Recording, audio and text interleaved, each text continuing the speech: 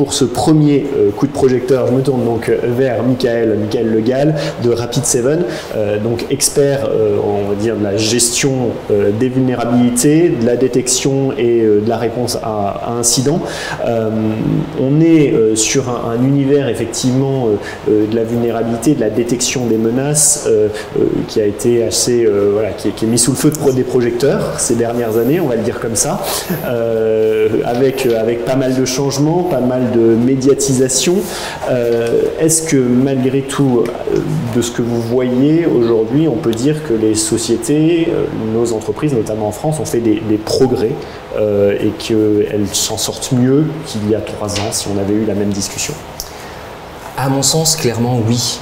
Il y a tout un tas de raisons à ça, mais parmi lesquelles on peut citer, comme on disait, l'effet Covid a eu pour certaines entreprises un effet un petit peu déclencheur, c'est-à-dire peut-être certaines actions qui étaient programmées mais un petit peu mises de côté ont été mises en avant et mises en œuvre parce que pour certaines entreprises, il s'agissait même de survie ou de bon fonctionnement de l'État, si on pense aux hôpitaux par exemple. Donc ça agit. Et puis également pour rejoindre ce que disait M. Bru, c'est désormais un sujet qui rejaillit dans toutes les sphères, y compris au plus haut niveau, dans les COMEX.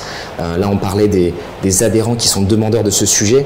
Donc, je pense que notamment l'ensemble des attaques et des fuites de données, aussi navrantes soient-elles, qu'on a pu voir durant cette période, a au moins eu l'effet positif d'élever un petit peu les consciences.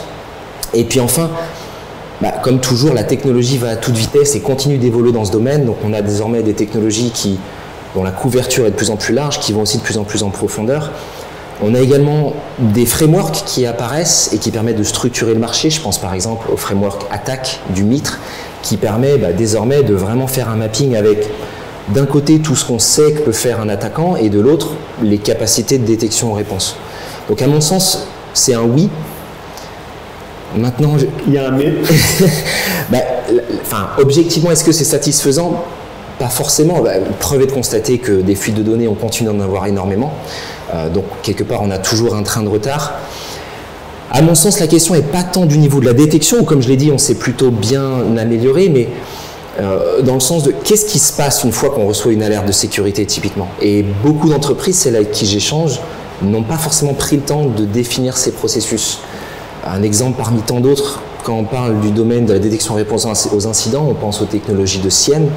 Beaucoup ont implémenté ces technologies dans l'idée, on va collecter les logs, parfois même plus pour des besoins de conformité, et on n'a pas pris le temps de réfléchir d'une part à quels sont les scénarios de détection qu'on a en place, et encore moins, a fortiori, de qu'est-ce qui se passe concrètement quand l'alerte arrive. Qu'est-ce qu'on fait, comment on agit? Alors, c'est un exemple intéressant parce que, comme je le disais, ça a été, ces sujets de détection de la menace sont assez sexy pour les médias.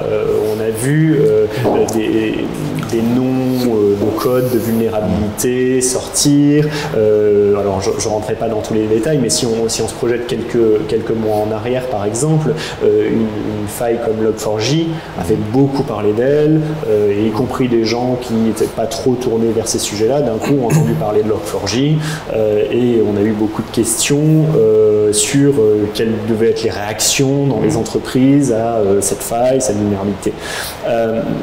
Du coup, est-ce que les entreprises ont des plans d'action pour adresser typiquement ce genre de sujet très médiatique et est-ce que c'est suffisant? Alors, pour la majorité, elles ont des plans d'action. Ce que je dirais, c'est que très souvent, c'est plutôt du côté réactif et c'est un petit peu chaotique tout ça.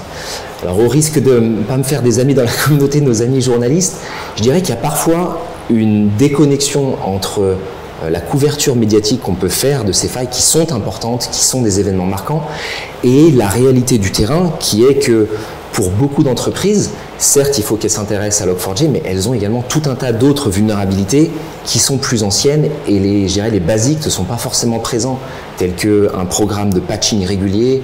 On a parlé hors caméra un petit peu de revue de code, ce genre de choses, et qui sont des pratiques, des bonnes pratiques qui n'ont rien de nouvel, mais qui ne sont pas forcément en place. Donc c'est peut-être ça que ça m'inspire. Alors bien sûr, il faut aller vers ça, mais pas au détriment des basiques et ne pas avoir cette perception un petit peu faussée.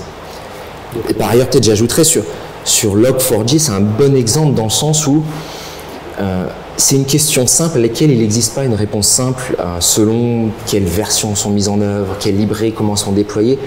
Et malheureusement, répondre à la question quelle est mon exposition, c'est pas si simple que ça. Aujourd'hui, par rapport à ces enjeux de détection et de réponse, du coup, pour simplifier, quel vous semble être le message prioritaire à faire passer aux entreprises, puisqu'on parle de quelles devraient être les priorités pour un peu sélectionner au milieu de tous ces sujets qui nous accablent. Donc, quelle serait votre vision là-dessus? Alors, il y aurait sûrement beaucoup de choses à dire sur tout un tas de sujets, peut-être certains qui seront abordés autour de la gestion des accès et des identités par exemple, mais de revenir au basique et peut-être de désacraliser ces sujets autour de la cyber. Pourquoi? Beaucoup d'entreprises avec qui j'échange, il y a un petit peu un effet de paralysie quand on fait le constat qu'augmenter sa posture cyber, finalement ça semble être un challenge insurmontable, on ne sait pas vraiment par où commencer. Donc peut-être de désacraliser, d'avoir une approche assez pragmatique, si je prends un domaine qu'on a évoqué, celui de la gestion des vulnérabilités, d'accepter le fait qu'on aura toujours beaucoup plus de vulnérabilités qu'on sera capable de traiter, et c'est là où des stratégies peuvent rentrer en œuvre, du style peut-être mettre ça en lumière au regard de quels sont mes actifs dans l'entreprise qui sont les plus sensibles, quelles sont peut-être les vulnérabilités qui ont plus de chances d'être exploitées, pour accepter de faire quelque chose, des petites actions. Il y a des quick wins qui peuvent être faits et dont l'impact sera important. Nickel, merci.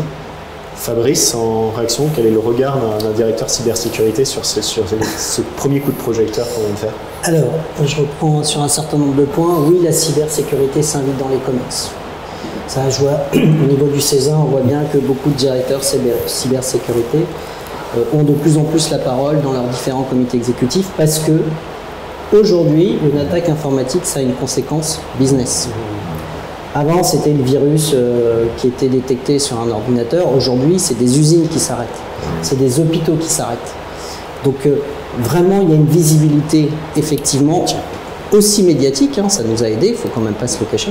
Et ça devient un métier, ça devient aussi un enjeu COMEX. Maturité, détection, j'aurais tendance à dire que oui. Est-ce que la pandémie nous a fait mûrir en termes de détection des vulnérabilités? Je ne suis pas certain en fait. Beaucoup d'entreprises disposaient déjà d'un système qui permettait d'identifier les vulnérabilités. Moi, juste en parenthèse, je me demande toujours pourquoi on a des éditeurs de logiciels, quels qu'ils soient, qui nous fournissent des applications qui ont des failles. Je fais souvent ce parallèle avec l'avion ou une voiture. Moi, j'aurais très peur si Airbus ou Boeing me livrait un avion en disant « Bon, il y a peut-être des failles dedans, mais j'en suis pas sûr. » Quand vous êtes à 10 000 mètres d'altitude, moi je pense que c'est relativement inquiétant. Alors que dans l'univers du numérique, finalement, c'est accepté, c'est accepté. Aller expliquer Log4j à des gens du COMEX, c'est compliqué quand même. Donc l'idée, je reprends par exemple l'univers de l'automobile, c'est vous allez expliquer en fait à votre COMEX que finalement vos équipes vont rechercher le composant de l'ABS qui dysfonctionne dans votre parc automobile. Sauf que le composant de l'ABS qui dysfonctionne, il est fourni par un équipementier qui peut livrer tous les constructeurs automobiles de la planète. Et c'est ça qu'on vous demande de rechercher. En plus, c'est la série qui a été fabriquée tel jour, telle heure en fait. Donc c'est vraiment chercher une aiguille dans une meule de foin avec des conséquences. Là, pour le coup, vous avez suffisamment d'équipes qui vous démontrent qu'effectivement, il y aurait un impact business réel. C'est la première chose qu'on fait d'ailleurs beaucoup d'entreprises, c'est de demander à leurs équipes cyber de bien s'assurer que Log4j, c'est pas ce qu'on a vécu il y a 2 ans sur... Eternal Blue peut-être? Pardon? Eternal Blue peut-être ou... Eternal Blue et oui, la trail. Où effectivement, en fait, on avait une faille qui était majeure, et puis à l'arrivée, il ne s'est pas passé grand-chose. Enfin, j'en ai pas connaissance. Log4j, on voyait bien que l'impact était tout de suite immédiat et visible. Donc il fallait suivre et on devait rendre compte. Donc quand un membre du COMEX vous dit Log4j, on en est où? Enfin, on arrive à des niveaux de détail qu'on ne connaissait pas auparavant. Ça, c'est intéressant.